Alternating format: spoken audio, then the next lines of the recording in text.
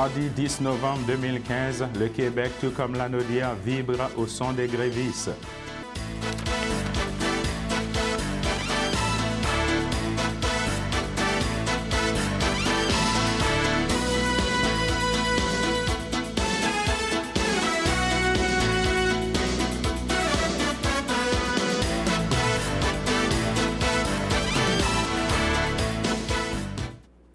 Bonjour à tous, bienvenue dans notre bulletin de nouvelles de CTRB pour aujourd'hui. Alors, je vais vous parler encore une fois de la grève du traversier de Sorel-Tracy et de Saint-Ignace-de-Loyola pour vous dire qu'en raison de la grève de la CSN et puisque la traverse de Sorel-Tracy n'est pas assujettie au maintien des services essentiels en cas de grève, la STQ se voit dans l'obligation d'interrompre le service de traversier les jeudis 12 et vendredi 13 novembre prochains. Par conséquent, la dernière traversée de chaque rive qui sera effectuée le 11 novembre se définit comme suit. Dernier départ de Sorel-Tracy à 22h30 et dernier départ de Saint-Ignace-de-Loyola à 23h. Prenez note que le service de traversier reprendra son horaire normal le samedi 14 novembre. Nous vous excusons des inconvénients que cette situation pourrait vous créer. Alors, c'était une note du traversier du service de traversier de Saint-Ignace-de-Loyola et de Sorel-Tracy. Justement, on avait rencontré quelques personnes, quelques usagers qui nous ont donné leurs commentaires à la reprise justement des services du traversier après la grève. Alors, en voici un extrait.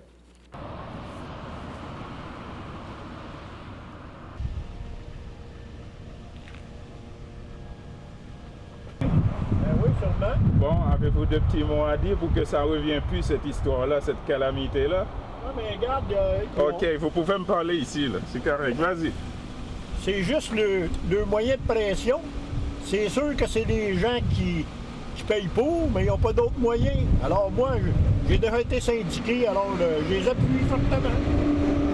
Merci. Donc, dis-moi donc, comment vous a touché, ça vous a touché, vous, cette grève-là? C'est environ 2 ou 3 semaines, cela, là? Ben oui, mais on fait le tour par le pont Hippolyte. Il faut les comprendre. OK, ça vous a pris beaucoup d'heures pour aller à Sorel, quoi? Ben oui, ben regarde, quand il faut, il faut. OK. Êtes-vous content pour la reprise des services aujourd'hui? Ben c'est sûr, ça. OK. Donc, connaissez-vous d'autres gens que ça a touché beaucoup aussi dans votre entourage? Non, pas vraiment. OK. OK, bien merci beaucoup, monsieur. Bonne journée à vous. Merci, salut. On va vous parler maintenant d'une autre grève pour vous dire qu'en ce qui a trait aux manifestants qui sont issus de la santé, de l'éducation et des services sociaux, selon les analyses, on estime que plus de 2000 manifestants du secteur public se sont amassés sur la place Bougeaillère à Joliette en front commun et pour entendre les leaders syndicaux de la CSN et de la CSQ. Le rassemblement visant à décrier les offres gouvernementales du PLQ, jugées nettement insuffisantes, a eu lieu dans l'avant-midi du 9 novembre. Ce ralliement s'insérait dans une journée de grève provinciale au cours de laquelle quelques 19 000 travailleurs lanaudois du secteur public manifestèrent leur mécontentement face à l'offre faite par le ministre Martin Coiteux. Marjolaine Côté de la CSN précise qu'il y a un écart salarial de 7,6% entre le public et le privé. S'ils maintiennent le gel, nous nous appauvrissons à hauteur de 15% d'ici 2025. Francine Ranger, présidente du Conseil central de l'Anaudière et employée du réseau de la santé et des services sociaux de l'Anaudière, mentionne que l'abolition des primes de nuit, le calcul des heures supplémentaires à la semaine, entre autres, n'ont apporté que du recul en 2014 et que les offres maintenant peuvent paraître une avancée, mais ne sont qu'un moyen de garder le statu quo. Justement, parlant de la grève hier de la CSN, on avait rencontré quelques manifestants ici sur l'avenue Gilles Villeneuve devant le CLSC. En voici un petit extrait.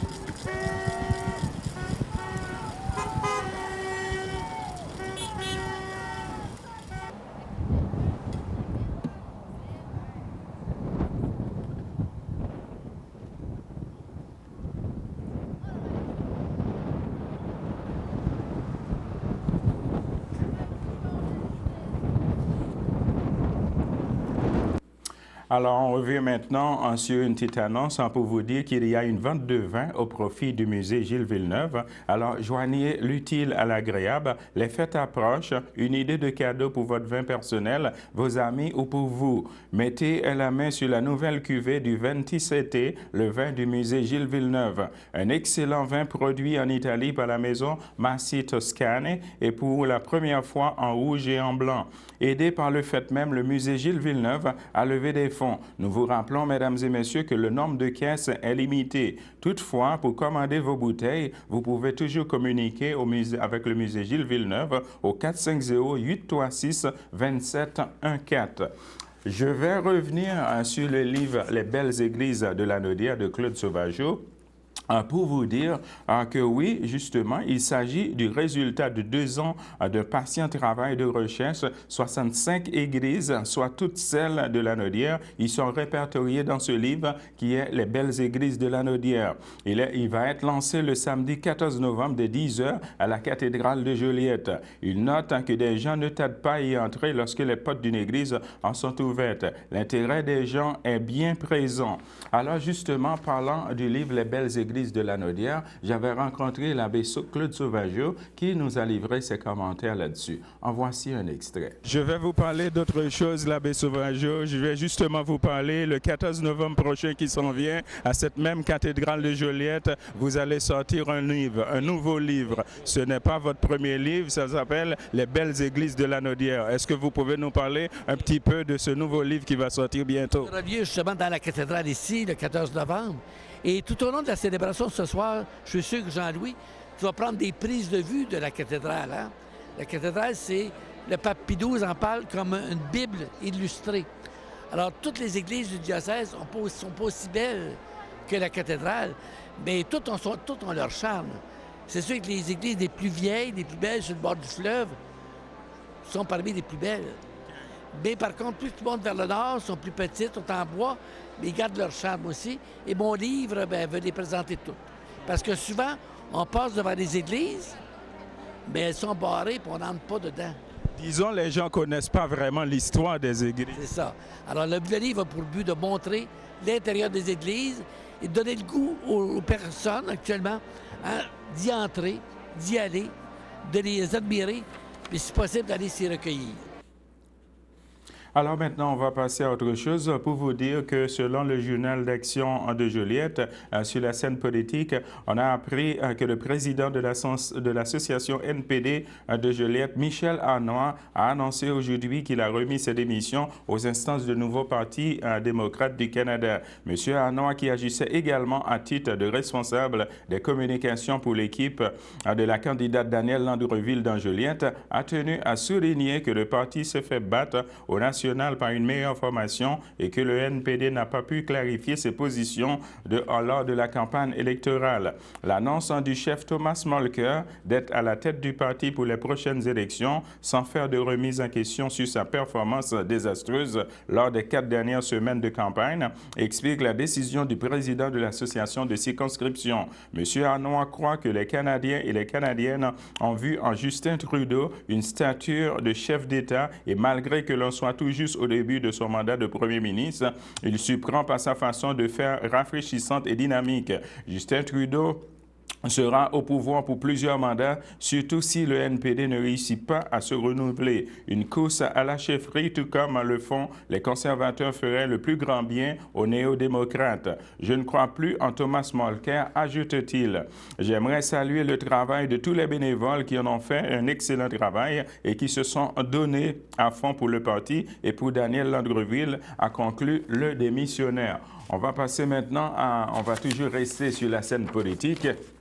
Pour vous dire que la députée de Joliette appuie le communautaire. Alors, dans la foulée du mouvement, on ferme le communautaire dehors contre l'austérité. La députée de Joliette, Mme Véronique Yvon, a réitéré son appui au milieu communautaire joliettain. Elle demande au gouvernement de reconnaître le travail et de rehausser le financement des organismes communautaires. Le milieu communautaire peut compter sur mon appui et celui du Parti québécois. Les organismes communautaires accomplissent un travail extraordinaire ordinaire auprès des personnes les plus vulnérables. Comptant déjà sur des ressources extrêmement limitées, l'austérité libérale qui souffle sur le Québec les oblige maintenant à couper dans le personnel et dans les services offerts. Ce sont les personnes les plus vulnérables qui, encore une fois, font les frais de l'austérité libérale. C'est inacceptable, a déclaré la députée de Joliette, Mme Véronique Yvon. On va s'arrêter là pour une petite pause. Le samedi matin, dès 9h30, nos téléspectateurs sont invités au Super Bingo télévisé diffusé de nos studios de Berthierville. Un montant de 600 $ est disponible chaque semaine lors de cette joute de bingo télévisé. Un animateur et 3 bénévoles se succèdent à la caméra de CTRB dans le but de vous faire passer une petite heure agréable et payante le samedi matin.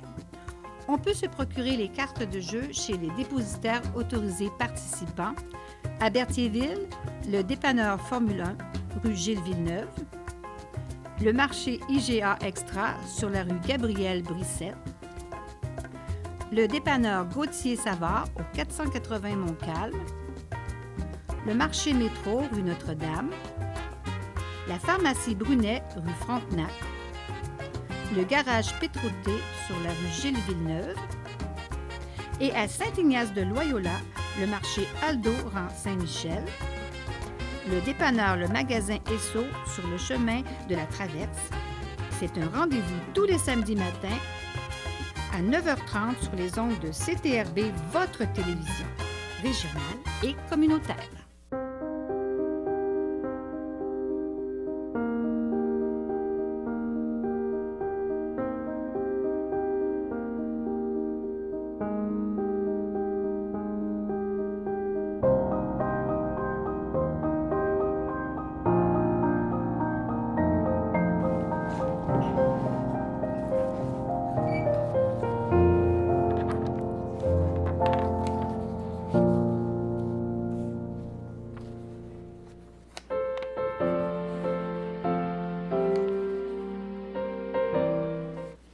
De retour, mesdames et messieurs, pour les anniversaires, pour vous dire que la FADOC de l'île du Pas souhaite bonne fête à M. Jacques Bellumeur et aussi à Mme Lisette Desilets. Justement, parlant de la FADOC de l'île du Pas, en fin de semaine, c'était la 30e anniversaire de la FADOC de l'île du Pas.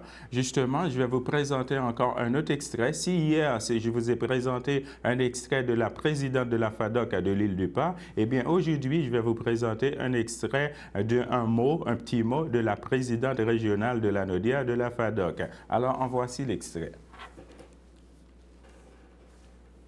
Bonsoir tout le monde. Madame la présidente.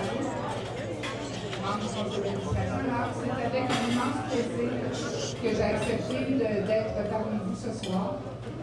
Vous savez, moi, j'ai accepté d'être de prendre la présidence de la FADOC régionale. Parce que pour moi, ce qui est important, c'est la défense des droits des jeunes de 50 ans et plus. Alors moi, ça, c'est mon rôle, d'essayer de défendre les droits des jeunes de 50 ans et plus.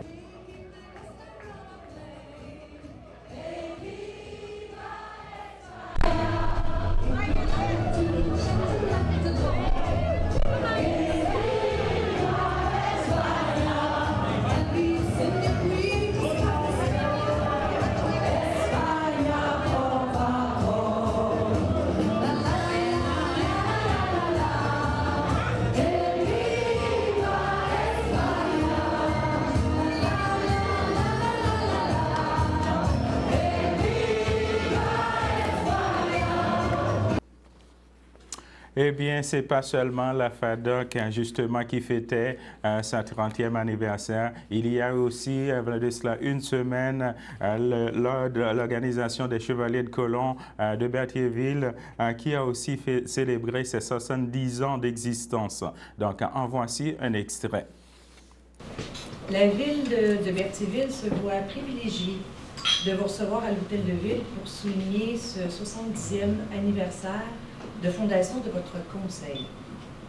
Ce 24 octobre se veut spécial car il marque la reconnaissance d'une tradition de 70 ans d'œuvres charitables auprès de la population de notre région.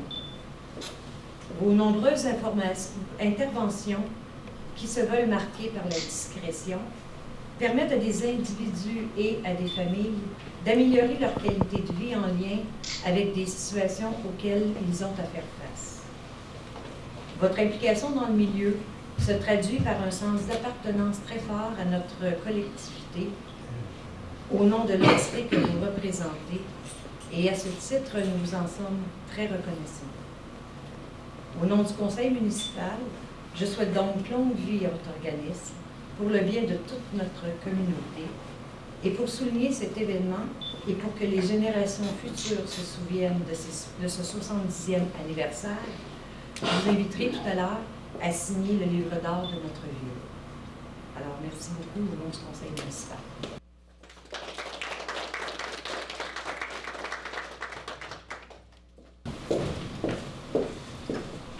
Maintenant, le représentant des Chevaliers de Colomb du Québec, M. Denis Lapointe, secrétaire d'État.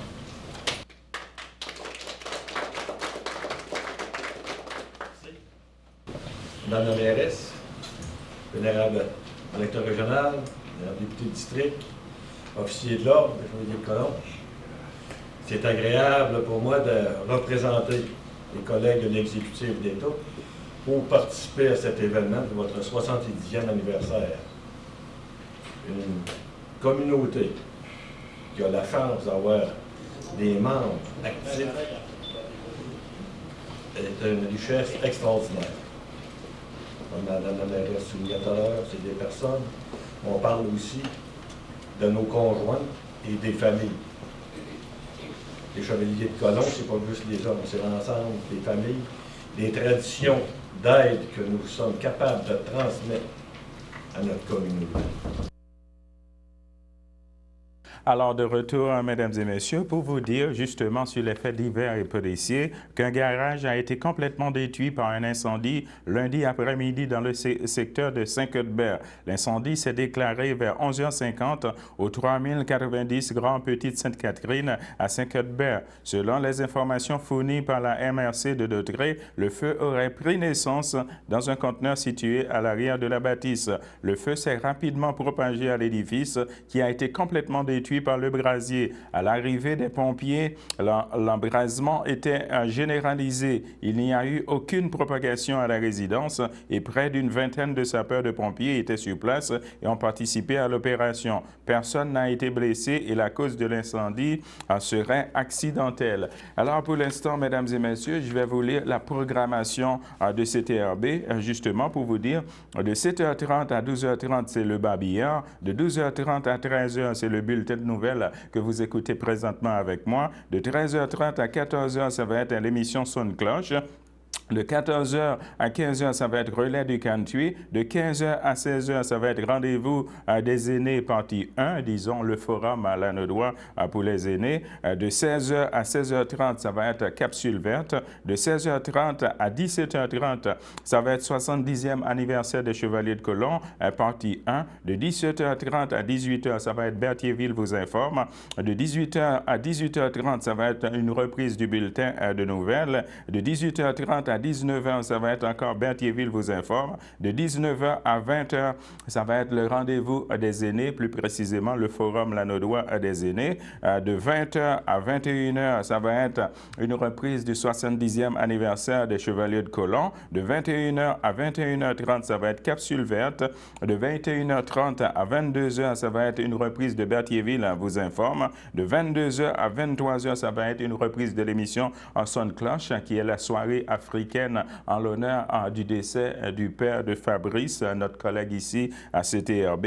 Et de 23h à minuit, ça va être encore une reprise de Relais du Country. Et de minuit à minuit 30, pour clore la soirée, ça va être une reprise du bulletin de nouvelles que vous écoutez présentement avec moi. Alors, mesdames et messieurs, on va s'arrêter là pour une petite pause. Il ne peut pas arrêter l'érosion des berges du Saint-Laurent. Il ne peut rien faire contre les inondations. Elle ne peut pas empêcher notre santé de se détériorer. Il ne peut pas lutter contre le smog qui couvre la ville. Mais nous le pouvons. Faisons-le pour eux. Voyez comment le Québec fait sa part dans la lutte mondiale contre les changements climatiques.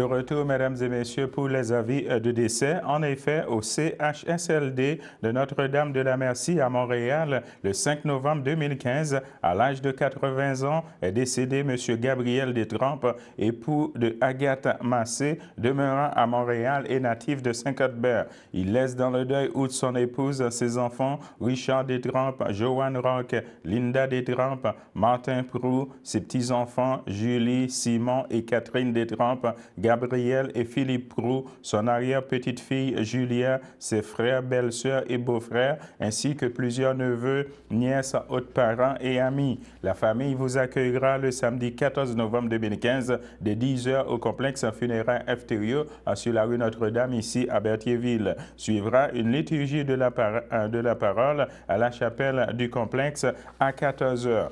Encore un autre avis de décès, mesdames et messieurs, pour vous dire au CHSLD de Notre-Dame de la Merci à Montréal, le 5 novembre 2015, à l'âge de 80 ans, est décédé Monsieur toujours Détrempe. On va s'arrêter là parce qu'on vient de dire justement le même avis de décès pour vous dire justement que le vétéran pilote de motoneige Jacques Villeneuve confirme son retour au Grand Prix de Valcourt. Justement, le vétéran pilote de Saint-Cuthbert a confirmé en entrevue au Journal de Montréal qu'il avait trouvé les appuis financiers nécessaires pour participer à toutes les étapes du championnat pro pour qui commencera à la fin janvier. Historia pour un a décidé de poursuivre son partenariat entamé cet hiver avec Jacques Villeneuve. Le réseau de la télé l'avait épaulé au Grand Prix du Canada et de Trois-Rivières à l'occasion de son retour sur le circuit de la F1600 après des décennies d'absence. Je pense que les dirigeants d'Historia ont été très satisfaits de la visibilité que je leur ai procurée et que j'en suis reconnaissant, a expliqué Jacques Villeneuve. Je vais faire tout mon possible pour les satisfaire autant que sur ma motoneige. Villeneuve a également annoncé qu'il retournera au Grand Prix de motoneige de Valcourt en février 2016. Là où, à pareille date l'an dernier, il avait annoncé sa retraite. Celui qui a célébré ses 62 ans le 4 novembre dernier avait déclaré il y a quelques jours à peine qu'il attendait des nouvelles de l'organisation avant de confirmer son inscription. Justement, je vais passer à une autre petite annonce pour vous dire que les ponts de la rivière Bayonne et de ses affluents sont en vedette dans une exposition à la MRC de Dautrey. En effet, depuis le début du mois de novembre, le hall d'entrée de la municipalité régionale de la MRC de Dautrey, situé ici à Berthierville, accueille l'exposition de l'organisme des bassins versants de la zone Bayonne relativement au pont de la rivière Bayonne et de ses affluents. Un vernissage se tiendra le 17 novembre prochain de 17h à 19h. Tout juste avant la consultation citoyenne en lien avec la prochaine entente de développement culturel de la MRC au ministre et également au ministre de la Culture et des Communications. Cette consultation sera l'occasion privilégiée d'exprimer ses souhaits et ses idées en matière de culture et de patrimoine, dans le but de constater le travail réalisé depuis l'adoption de la politique culturelle de la MRC de Dautrey. Un montage vidéo a été déposé sur le site Internet de la MRC de Dautrey et présente l'ensemble du travail effectué jusqu'à présent. Il est possible d'en prendre connaissance en consultant le lien suivant www.mrc-touret.com/touriste/rôle-mrc.html. Alors, mesdames et messieurs, de retour avec la météo.